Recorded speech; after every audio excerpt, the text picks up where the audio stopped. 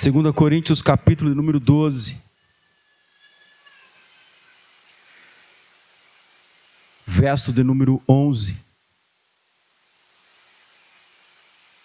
2 Coríntios 12, verso 11, diz assim: fui nécio, ou fui tolo em gloriar-me, ou seja, falar de mim mesmo. Vós me constrangestes, porque eu devia ser louvado por vós, visto que em nada fui inferior aos mais excelentes apóstolos, ainda que nada sou.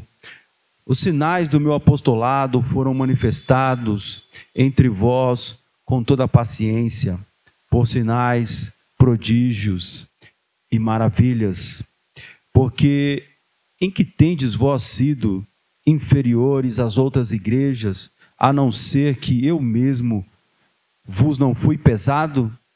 Perdoai-me este agravo. Eis que estou pronto para, pela terceira vez, ir ter convosco, e não vos serei pesado, pois que não busco o que é vosso, mas sim a vós. Porque não devem os filhos entesourar para os pais, mas os pais guardar os filhos, ou guardar herança para os filhos. Eu, de muito boa vontade, gastarei e me deixarei gastar pelas vossas almas, ainda que amando-vos cada vez mais, seja menos amado. Eu quero me focar aqui no texto em que Paulo está falando sobre o tema especificamente. Mas eu quero antes dar aqui uma introdução para você entender o contexto, embora eu pretendo ficar fixo no texto em que foi escolhido. O apostolado, a autoridade de Paulo estava sendo questionada por esta igreja, por alguns que se intrometeram no meio da igreja de Cristo, os judaizantes. Os judaizantes eram judeus cristãos que aparentemente haviam se convertido ao cristianismo, mas que queriam impor aos gentios a observância dos preceitos da lei. Queriam que eles observassem as cerimônias e os rituais judaicos. E eles faziam isso de uma forma leviana. Eles atacavam a autoridade de Paulo por todos os lugares que Paulo passou, pregando por todas as igrejas. Estes homens se intrometeram e tentavam dissuadir os cristãos, gentios na sua grande maioria, a observarem os rituais da lei, a observarem os preceitos da lei. Queriam que eles se circuncidassem, queriam que guardassem os dias, sábados, se abstessem de alimentos e impunham uma série de coisas. E eles queriam acrescentar essas coisas à fé em Cristo. Eles diziam que só dizer que crê em Cristo não era suficiente, você precisava fazer outras coisas e essas coisas eram a lei para poder ser salvo. E isso era uma deturpação do evangelho que Paulo pregava, em que ele afirmava categoricamente que a fé não era por meio das obras da lei, ou seja, pelo cumprimento das obras da lei, mas tão somente pela fé em Cristo. E Paulo estava tendo a sua autoridade questionada. Eles atacavam a autoridade de Paulo e com o objetivo de também desmerecer, tirar o crédito da pregação de Paulo, para impor esta nova doutrina que eles estavam tentando implementar nas igrejas. Então Paulo sofre duros ataques de todo tipo. Eles questionavam Paulo de todas as formas. A descendência, a ascendência judaica dele, questionavam o apostolado dele, questionavam o fato dele, acusavam ele de ser interesseiro, de só querer dinheiro, que só recursos financeiros, que pregava o evangelho querendo ganhar dinheiro com isso, e fez uma série de acusações. Então Paulo, ele está no capítulo 12 de 2 Coríntios, ele está numa defesa pessoal. Ele se defende dos ataques e faz isso com uma obrigação para lembrar aos irmãos, à igreja de Corinto, quem ele era, para que a pregação que ele havia anunciado não fosse desmerecida também. Uma estratégia do diabo, né, de tentar tirar a legitimidade da pregação. Então Paulo está se defendendo, ele está então dizendo àquela igreja, lembrando e falando do seu ministério, e ele diz: eu fui tolo, eu fui tolo, vocês me constrangeram a ser tolo. E por que ele usa essa expressão? Porque ele estava falando de si mesmo, ele tinha que falar coisas que cabiam, que eram pertinentes aos seus méritos, aos méritos do seu ministério. E isto na Bíblia, falar de si mesmo, na Bíblia, falar das coisas que você faz, mesmo que sejam coisas que você faz em nome de Deus, na Bíblia isto é uma tolice, isso é ser nécio. Na Bíblia, falar dos seus feitos, falar que Deus te usou, falar que que Deus faz, que Deus acontece através da sua vida, que Deus faz isso ou faz aquilo, ou que você passou por isso ou passou por aquilo, mesmo que sejam coisas pertinentes à obra de Deus, isto é ser nécio. É por isso que ele está dizendo, eu fui nécio, eu fui tolo, porque eu tive que falar de mim mesmo, vocês me obrigaram a falar de mim mesmo, mas ele está fazendo isso para se defender. Ele foi colocado numa posição que ele foi necessário a própria defesa. E para fazer a sua própria defesa, ele teve que falar quem ele era, o chamado dele e as coisas que Deus fez por meio da vida dele. E quando ele chega aqui no versículo 15, depois de já ter falado acerca dos seus méritos, das suas experiências, da sua vivência no ministério, do sofrimento e de tudo por qual ele passou e estava passando para anunciar o evangelho, por amor às almas, ele chega aqui no capítulo 12, no versículo 15, como uma conclusão de tudo que ele já havia dito antes. Ele dizendo, tudo isso que eu falei antes, ele diz, eu de muita boa vontade gastarei e me deixarei gastar pelas vossas almas, ainda que amando cada vez mais, seja menos amado. Então, o que Paulo estava querendo dizer com gastarei e me deixarei gastar pelas vossas almas? O que Paulo estava querendo dizer com isto? O capítulo anterior de 2 Coríntios, que é o capítulo 11, a partir do versículo 23, Paulo dá uma lista dos sofrimentos do seu ministério. Ele começa no versículo 23, e eu convido você para ler comigo. Volte aí um capítulo na sua Bíblia, 2 Coríntios, capítulo 11, versículo 23 ao versículo 28. Ele começa no verso 23. São ministros de Cristo, falo como fora de mim. Eu ainda mais. Veja, por que ele diz? Eles são ministros de Cristo, eles dizem que são servos de Cristo. Aí ele coloca aqui entre parênteses, eu falo fora de mim. Por quê? Porque fazer isso é uma loucura. Falar de si mesmo, ou falar que você é mais do que os outros, isso é uma loucura. Isso é uma coisa totalmente contraditória com aquele que diz que é cristão e que é salvo tão somente pela obra da graça que Cristo fez. Isto é a maior tolice, é o homem gloriar-se, é o homem falar de si mesmo, é a maior das maiores tolices da Bíblia. Por isso que ele diz, eu falo como fora de mim, isso aqui é uma loucura, isso que eu estou fazendo é uma loucura. Porque eles estão dizendo que são servos de Cristo, eu ainda mais. Eu supero eles. Eu sou mais do que eles. Eu ainda mais. Em trabalhos, muito mais. Em açoites, mais do que eles. Em prisões, muito mais. Em perigo de morte, muitas vezes. Recebi dos judeus 5 quarentenas de açoites menos um.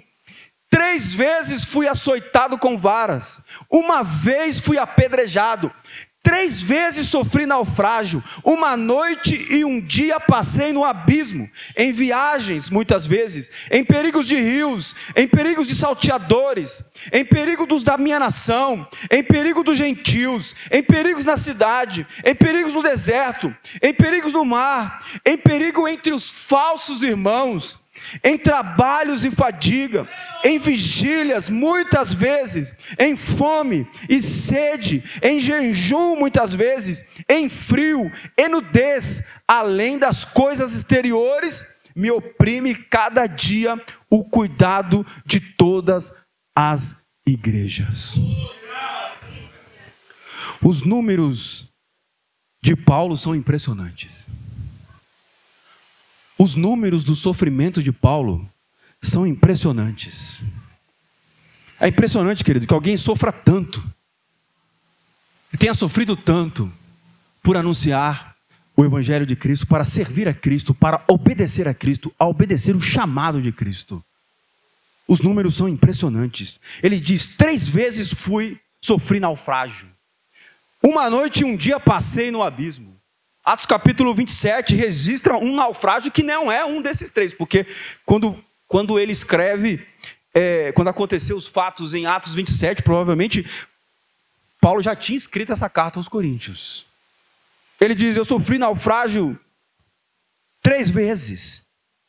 Ele diz: em viagens muitas vezes. Ele usa a expressão muitas vezes, muito mais, repetidas vezes. Em Atos capítulo 17... capítulo 18, versículo 21 e 22, por exemplo, diz que ele foi de Éfeso a Jerusalém. A distância entre Éfeso e Jerusalém era de cerca de 1.600 quilômetros a pé. 1.600 quilômetros a pé. Para você ter uma ideia dessa noção, é quase 4 vezes a distância de São Paulo no Rio de Janeiro, que ele fazia a pé. Ele diz: em perigos de todas as formas e lugares, rios, mares, desertos, cidades, ladrões, ou seja, perigos de rios, de mares, de desertos, em cidades, perigo de ladrões, de judeus, de gentios, de falsos irmãos, era perseguido pelos de fora e era perseguido pelos de dentro. Muitas vezes em trabalhos e canseiras, muitas vezes sem dormir, muitas vezes sem comer e sem beber. Não é como os pregadores do nosso dia, né? Como foi dito ontem pelo pastor que pregou aqui, um cachê de 40 mil reais para pregar, 20 mil adiantado. Sem comer, sem beber, sem casas e sem roupas adequadas. Além disso, tinha toda a preocupação e o cuidado com as igrejas, com essas igrejas. Ele relata que foram 8 espancamentos. Ele foi espancado 8 vezes. 5 vezes pelos judeus e 3 pelos romanos. Os açoites, ou as chicotadas que eram dadas, era um total de 39, né? Porque a Bíblia diz, ele diz 40 menos 1. Era um total de 39 açoites e 39 chicotadas. Porque lá em Deuteronômio, capítulo 25, versículo 3, há uma previsão de uma punição que era por açoites. E a Bíblia diz lá em Deuteronômio que Deus dizendo por meio de Moisés que aquele que agisse com injustiça e fosse punido, ele seria punido com 40 açoites, não mais do que isso. Então, por prudência, eles davam apenas 39. Por prudência, eles davam só 39. Para não ultrapassar o limite que Deus deu. Como eram dadas essas chicotadas? O homem ficava ou deitado ou em pé, e a contagem, o carrasco fazia a contagem das chicotadas em voz alta, que era para não perder o número das chicotadas que iam ser dadas. Eles davam 13 chicotadas ou açoites no peito e 26 nas costas. Imagine a dor que isso causava. Imagine o sofrimento. E eram contadas em voz alta: 1, 2. O chicote era feito de couro, com couro de animal, para machucar mesmo o corpo, para ferir mesmo o corpo. E eram contadas repetidas vezes, em voz alta. Ele passou por isso, ele está relatando 8 vezes, 5 na mão dos judeus e 3 vezes na mão dos romanos. Em Atos capítulo 16, registra um desses açoites sofridos por Paulo e Silas. É dito que eles foram pegos, foram açoitados e depois colocados no cárcere, colocados na prisão. Ele diz também: uma vez fui apedrejado. Os apedrejamentos normalmente eram fatais. As pessoas acabavam mortas.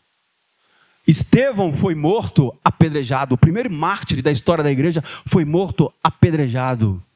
E Paulo diz: uma vez eu fui apedrejado. Ele escapou da morte em apedrejamento. Em Atos capítulo 14, versículo 19, relata que apedrejaram a Paulo e o arrastaram para fora da cidade, imaginando que ele estivesse morto, e deixaram ele lá, e largaram ele lá. Quão terrível dor e sofrimento foi a experiência de ser apedrejado. Em Damasco, ele teve que ser descido num cesto pela muralha da cidade, porque os judeus queriam matá-lo. Atos capítulo 9, versículo 25. Na cidade de Tessalônica, os irmãos tiveram que tirá-lo de noite, pois a multidão enfurecida queria pegá-lo a qualquer custo. Atos capítulo 17, versículo 5 a 10. Ele fugiu para Bereia, que era a cidade vizinha, mas os judeus de Tessalônica foram atrás dele em Bereia. Incitaram os moradores, levantaram a multidão novamente e foram para capturar. Ele teve que fugir de novo. Atos 17, capítulo 13, versículo 14. Em Éfeso, a cidade inteira se alvoroçou e queriam pegá-lo, mas não o acharam. Foram ao teatro para pegá-lo, mas não acharam no teatro. E ele teve que fugir, e os irmãos o tiraram da cidade, para ele não ser preso, ser pego pela multidão. Atos 19, 23 a 41. Em Jerusalém, ele foi capturado no templo, o arrastaram para fora do templo, e procuravam um meio de matá-lo. Os judeus então iniciaram um linchamento, um espancamento, e o tribuno, que era a autoridade da cidade, ficou sabendo, foi lá e mandou soldados para ver o que estava acontecendo, e eles tiraram Paulo da mão dos judeus pelos soldados romanos, senão eles teriam matado ele, linchado. E esta foi a última prisão de Paulo, que depois disso ele foi enviado para Roma, onde depois foi morto em Roma. Então foi isso, meus queridos, que ele quis dizer quando ele disse: eu, de muita boa vontade, gastarei e me deixarei gastar pelas vossas almas, ainda que amando-vos cada vez mais, seja menos amado por vós. isso chama a nós para uma reflexão, queridos. A mensagem aqui é bem simples hoje aqui. Será que as nossas queixas têm alguma razão? Será que os nossos motivos têm alguma razão? Diante desse relato, vê se as suas desculpas e as minhas desculpas para não obedecer a Deus têm alguma razão. Se nós temos razão quando reclamamos dos problemas, quando alegamos dificuldades para servir ao Senhor, quando enxergamos defeitos na igreja na qual nós servimos, no pastor na igreja na qual nós estamos, vê se tem alguma razão, vê se nós temos alguma razão.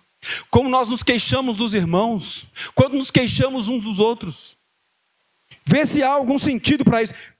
Vamos confrontar as nossas queixas, as nossas desculpas com a vida deste homem, com o sofrimento deste homem, porque nós achamos que estamos sofrendo, porque nós achamos que estamos sendo injustiçados, mas vê se tem razão o que nós estamos falando. Queridos, sejamos honestos, sejamos sinceros, conosco mesmos e com Deus que está diante de nós, se é que há razões para isso, se são aceitáveis as nossas desculpas, se Deus aceita as nossas desculpas, os nossos motivos, porque ficamos em casa e não vamos à igreja para adorá-lo, porque não lemos a Bíblia, porque não oramos, porque achamos muito difícil ficar numa igreja com pessoas difíceis. Se há alguma desculpa, se são aceitáveis as nossas desculpas,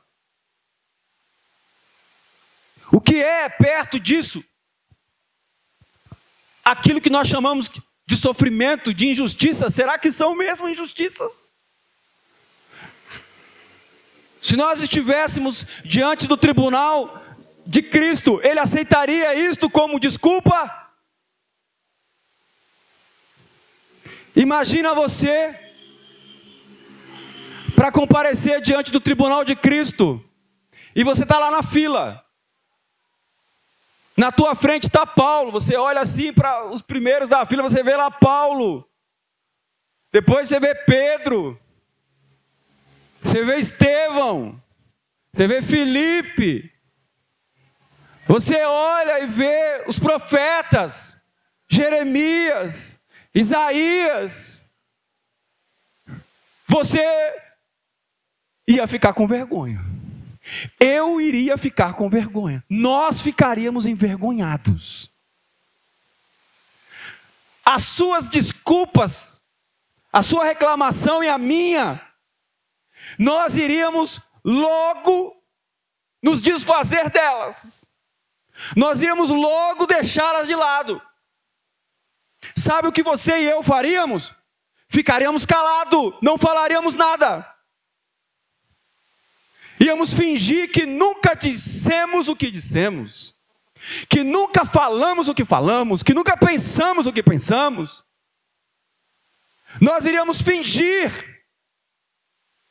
que nós não nos comportamos como nós nos comportamos, ou como tendo nos comportado hoje.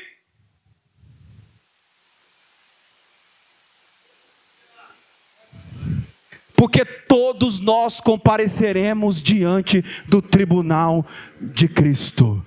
Todos nós prestaremos contas diante de Deus. Aceite você isso ou não, pouco importa.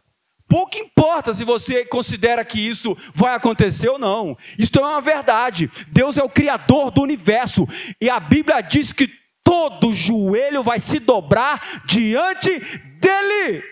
E todos prestarão conta conta a Deus por aquilo que tiverem feito por meio do corpo, quer seja o bem, quer seja o mal.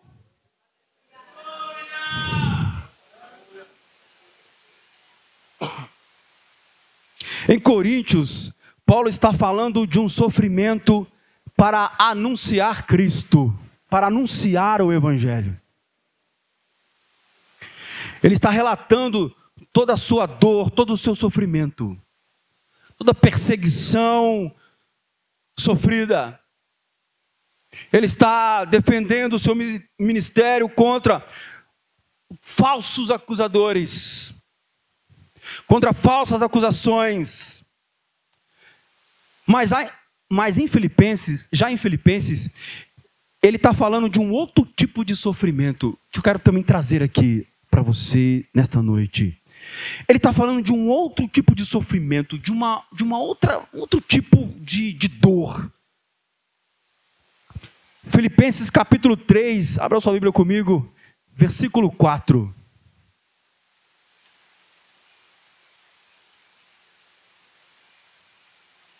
Filipenses capítulo 3, versículo 4.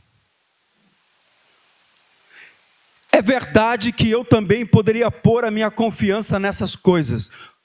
Ou seja, no meu status social. Ele tinha uma posição social. Ele tinha um nome entre os judeus. Ele era fariseu, ele era mestre da lei. Ele estudou na universidade da época. Ele era descendente de judeus e era reconhecido neste meio. Então, é disso que ele está falando aqui quando ele diz: ainda que eu pudesse pôr a minha confiança nessas coisas, ou seja, no status social que ele tinha. Se alguém pensa que pode confiar nelas, eu tenho ainda mais motivos para pensar assim. Você vê, ele está fazendo aqui um paralelo, só que ele estava uma abordagem diferente. Ele vai falar agora de um outro tipo de perda, de sofrimento. Versículo 5.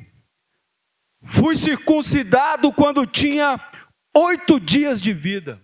Sou israelita de nascimento, da tribo de Benjamim, de sangue hebreu, porque os homens se vangloriavam disso, de dizer que eram descendentes de judeus, descendentes de Abraão, da tribo tal, eles se vangloriavam disso. Ele diz: quanto à prática da lei, eu era fariseu, ou seja, os fariseus eram os homens mais disciplinados no judaísmo. Eram os homens mais dedicados à observância da lei do judaísmo daquela época. Ele diz: eu era fariseu. Versículo 6. Eu era tão obstinado, tão fanático, que perseguia a igreja. Quanto ao cumprimento da vontade de Deus por meio da obediência à lei, ninguém podia me acusar de nada. Ele superava os demais em observância, em obediência à lei e aos seus rituais. Versículo 7. No passado, todas essas coisas valiam muito para mim, mas agora, por causa de Cristo, considero que não tem nenhum valor.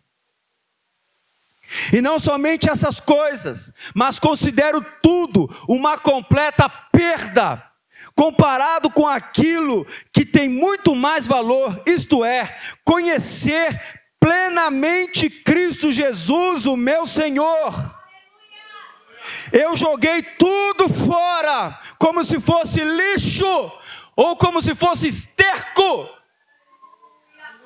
a fim de poder ganhar a Cristo e estar unido com Ele, ou seja, ao ter comunhão com Ele. É um outro tipo de sofrimento aqui. É perder posição social, perder bens, é perder emprego, carreira, é perder dinheiro, é perder a convivência das pessoas e da família. Você pode pensar, mas eu não sou como Paulo. Ele foi um apóstolo. Quem é Paulo e quem sou eu? Não é que necessariamente nós temos que sofrer naufrágios, açoites, apedrejamentos e prisões como Paulo. Isso pode até acontecer, sim, mas não necessariamente. Mas existe uma coisa. Há uma coisa comum a todos os salvos e eleitos pela graça de Deus. Os alvos, aquelas almas que foram alvos da ação poderosa e eficaz do Espírito de Deus. Há uma coisa que acontece no coração deles, que acontece no coração de Paulo, aconteceu no coração de Paulo e que acontece no coração de todos que são visitados, que se tornam a habitação do Espírito de Deus. Cristo Jesus passa a ser o maior bem de suas vidas. Você pode não passar por apedrejamentos, você pode não passar por açoites, você pode não perder os seus bens, você pode não perder a convivência da sua família, você pode não sofrer como Paulo, mas uma coisa tem que acontecer no teu coração e no meu. É que Cristo passa a ser o maior bem, o maior tesouro das nossas vidas.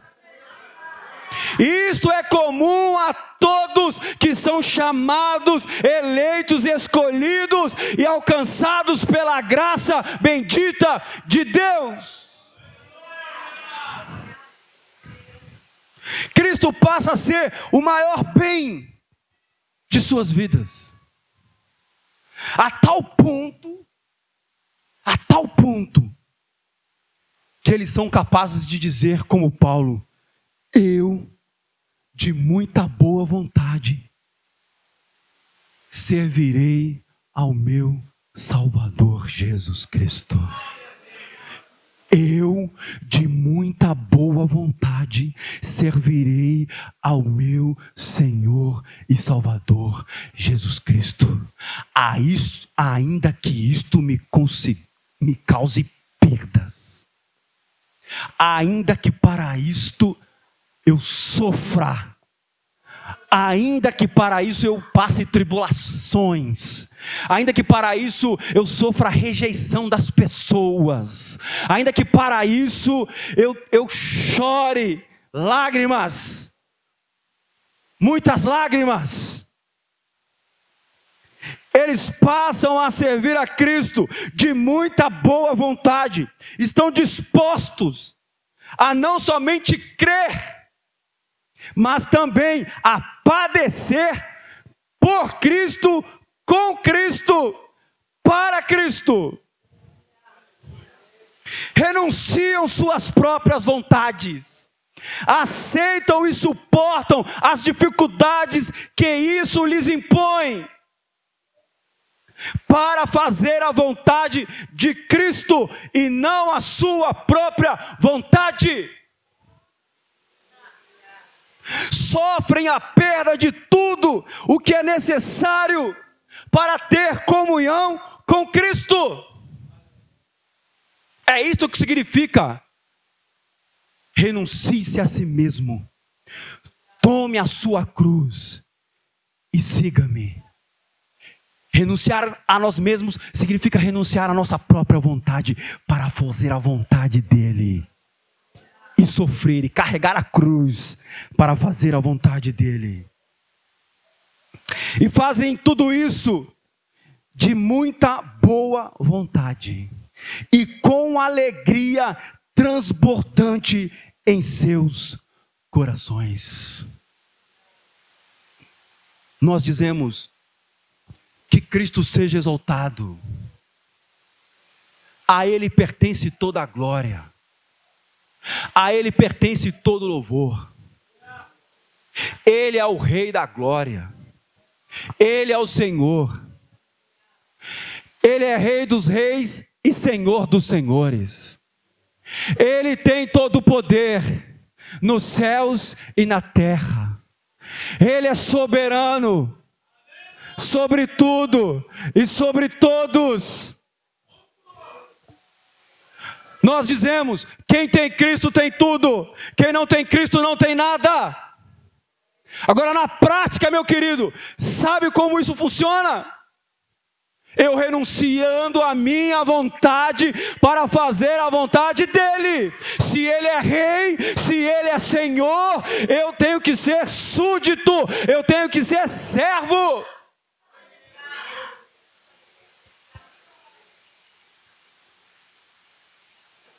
Não gaste a tua vida com futilidades. Não gaste a tua vida com futilidades. Jovens, não perca seu tempo com futilidades. Não desperdice a sua juventude com futilidades. Nossos dias passam depressa, depressa vão.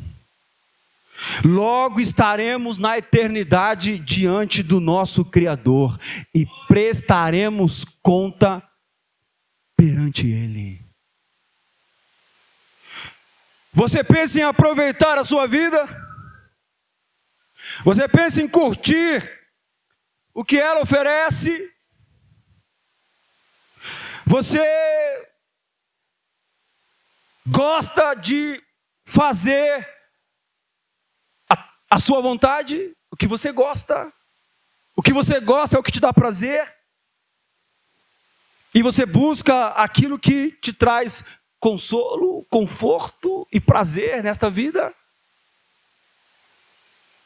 Saiba que você será por Deus julgado por todas as coisas que você fizer. Todas as coisas, sejam aquelas feitas aos olhos dos homens, sejam as coisas feitas em oculto. Você quer aproveitar a sua vida?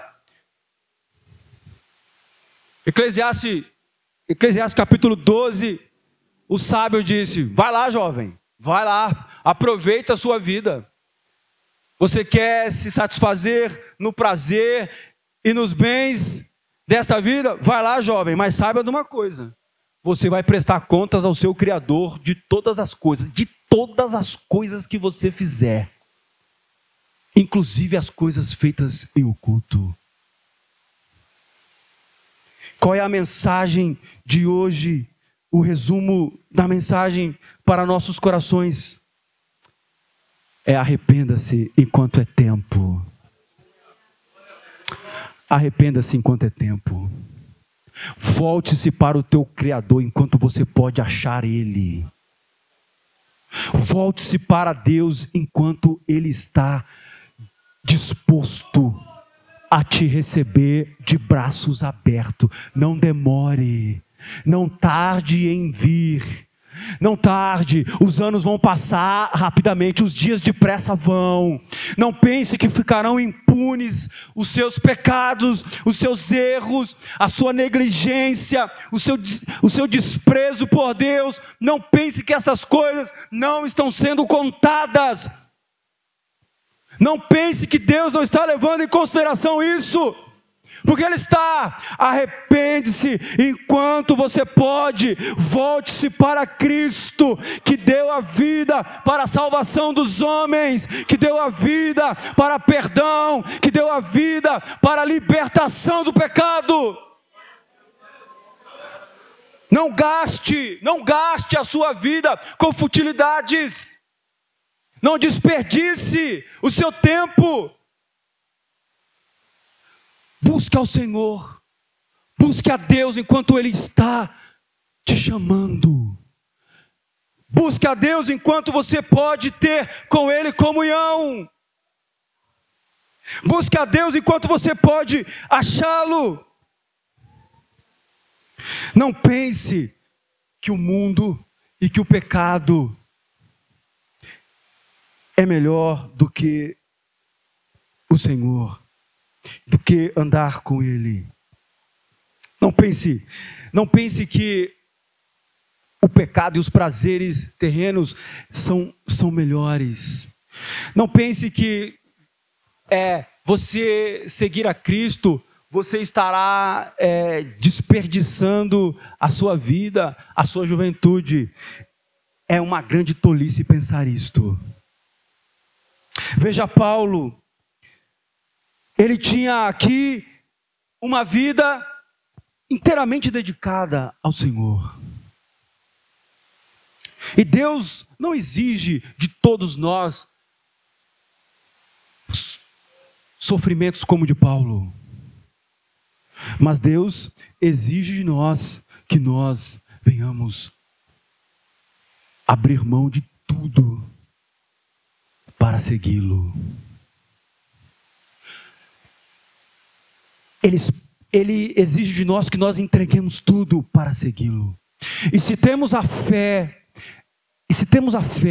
que Paulo tinha, nós vamos crer que o maior benefício que nós podemos ter nesta vida é seguir a Cristo, é segui-lo. Paulo diz: eu sofri a perda de todas as coisas, mas ele não diz que sofreu a perda de todas as coisas e ficou por isso mesmo. Ele diz: eu sofri a perda de todas as coisas para ganhar a Cristo. Se Cristo realmente não fosse valioso, se Cristo realmente não fosse maravilhoso, se Cristo realmente não fosse um bem maior do que todas as coisas que Paulo tinha antes, ele não faria isso. Mas porque Cristo é maravilhoso, ele estava disposto a perder e a perder e a perder e a sofrer para ganhar, para ganhar, para ganhar, para ganhar em Cristo.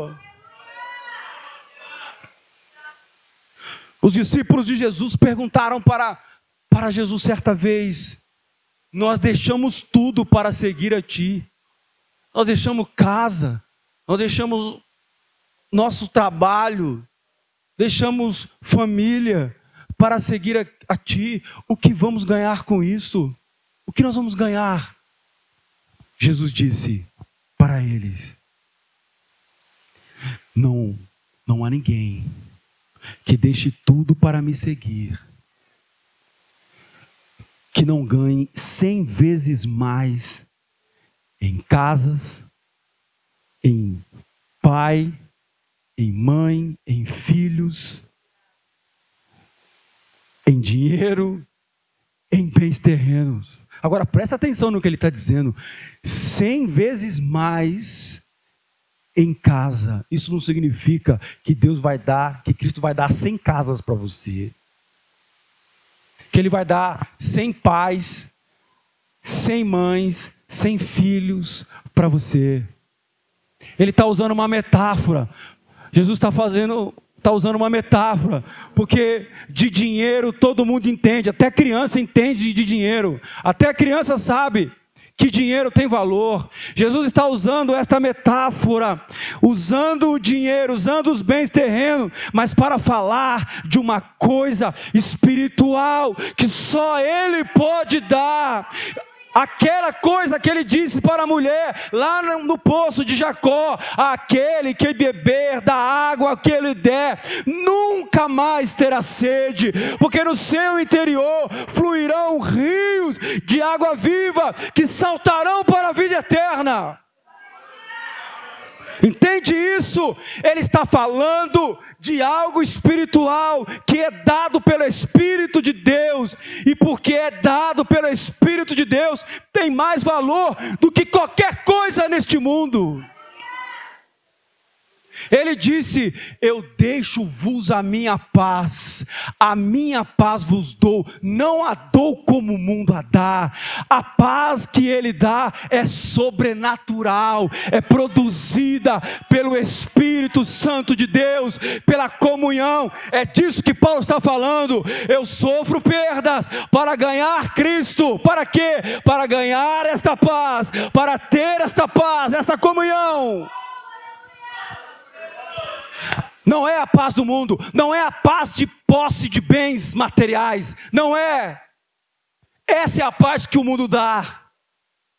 A paz do mundo é a paz, a ausência de conflitos, a ausência de guerras. A paz que Cristo dá é aquela que o Espírito Santo de Deus produz no coração daquele que tem fé, que crê em Cristo como o maior bem e o maior valor de sua vida. O amor de Cristo não é o amor do mundo. Não é o mesmo amor do mundo.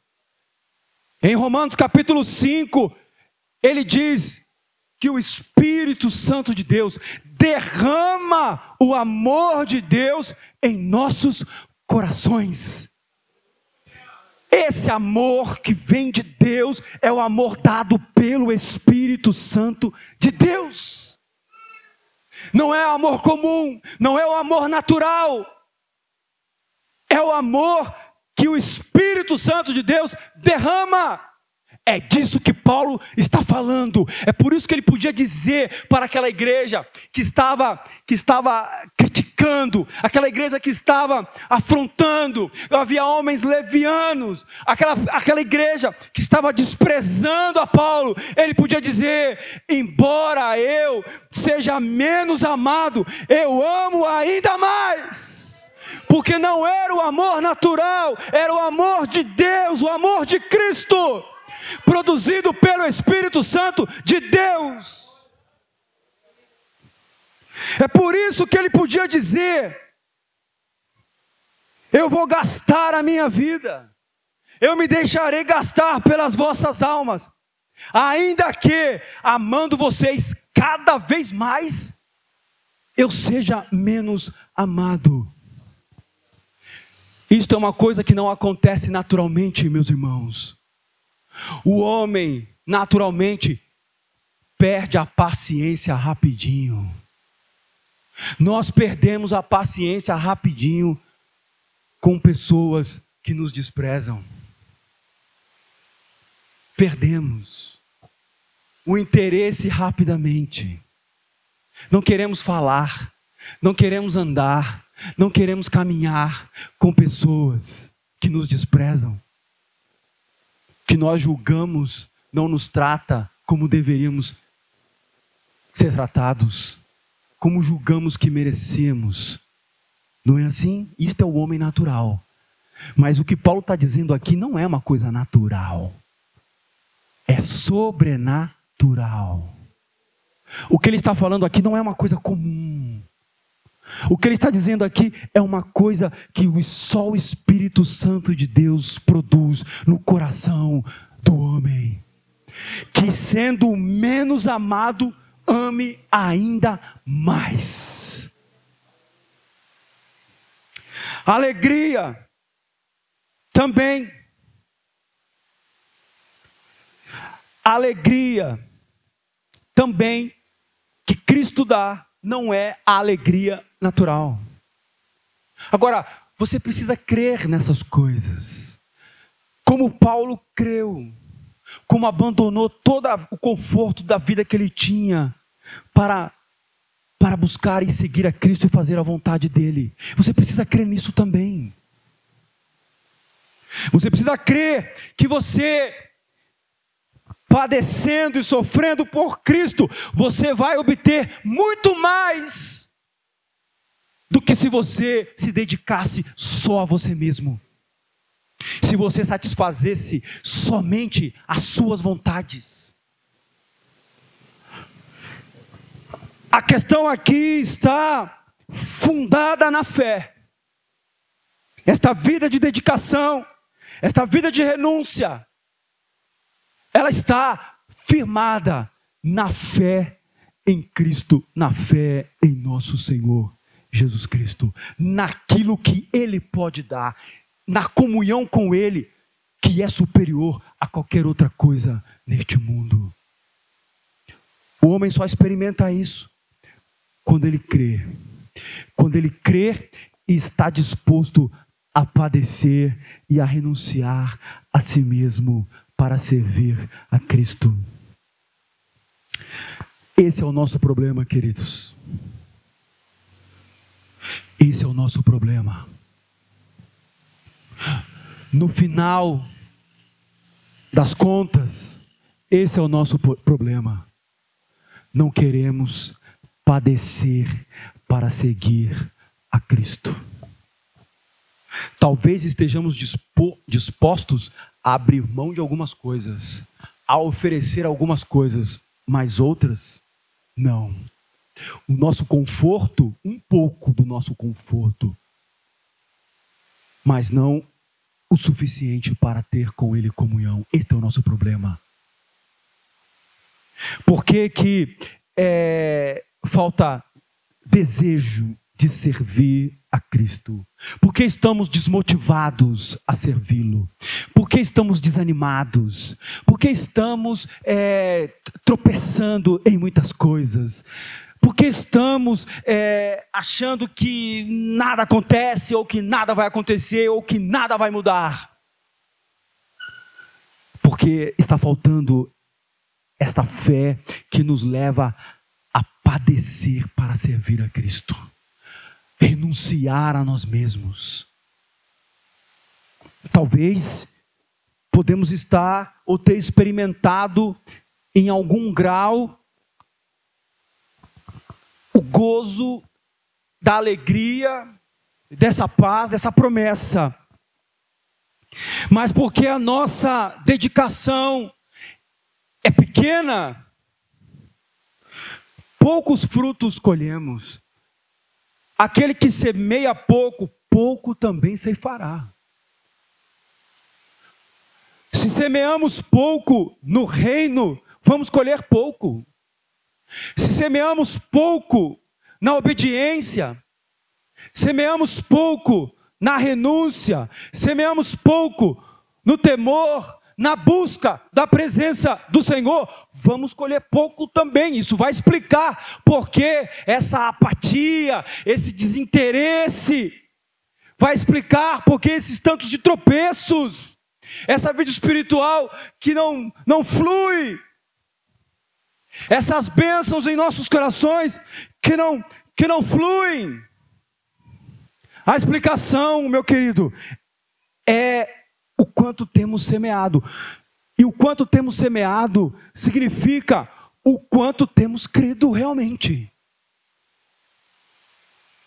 Porque quando nós lançamos mão ao trabalho, nós lançamos mão crendo na recompensa dele. Se nós nos dedicamos pouco, pouca é a nossa fé, pouco vamos colher dele. Mas agora, queira o Senhor, queira o seu Espírito, que sejamos nesta noite despertados, olhando para a vida deste homem, aleluia, e possamos imitá-lo, sermos imitadores dele, porque ele é imitador de Cristo, porque Cristo também deu tudo, Cristo não ficou com nada, ele não fez reservas, ele entregou tudo, até a própria vida.